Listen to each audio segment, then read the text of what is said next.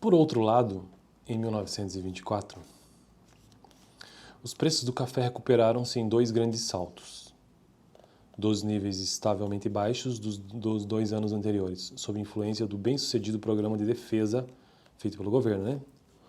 Com os preços elevados e o aumento da perspectiva de ganhos, com a valorização, tornava-se politicamente muito mais fácil para o governo declarar terminado seu envolvimento com o esquema. Qual esquema? De tentar implementar choque monetário e que teve consequências importantes para a política do café. Então vamos ver o que acontece a partir daqui, né? A partir nessa tentativa do governo de terminar o seu envolvimento com essa questão do café. Estou construindo uma playlist nesse canal que para mim tem sido bem difícil, porque eu estou usando um livro-texto, que é um livro bem referenciado, aí foi o que eu usei na faculdade, mas ele é muito difícil, o texto ele não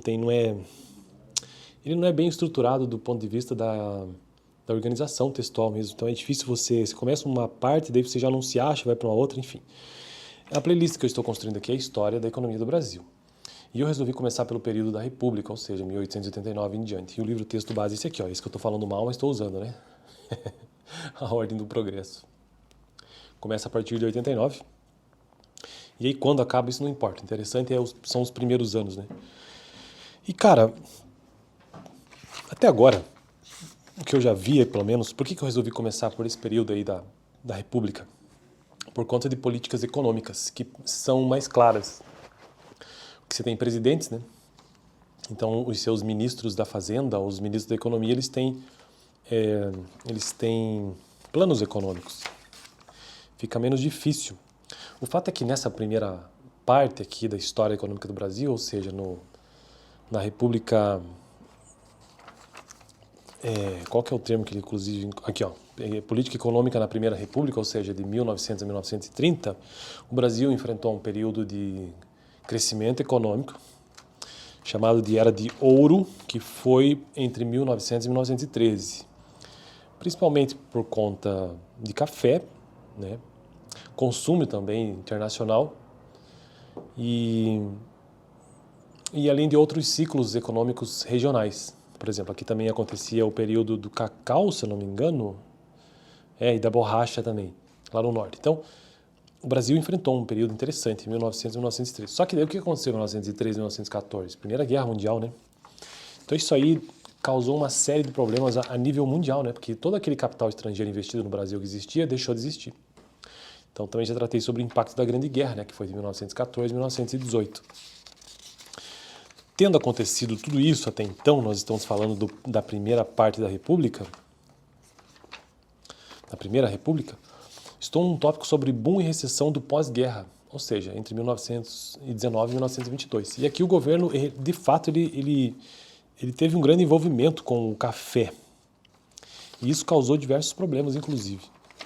E aí, ó, depois disso, entre 1900, com o período aqui, acho que foi do Arthur Bernardes, né, 1922 e 26, recuperação, desequilíbrio externo e ajuste recessivo. Ou seja, o Brasil enfrentou um período de recuperação, depois de desequilíbrio externo, ou seja, ele importava mais do que exportava. E, claro, se ele importa mais do que exporta, isso começa a causar problema na economia, né? E depois disso, um ajuste recessivo.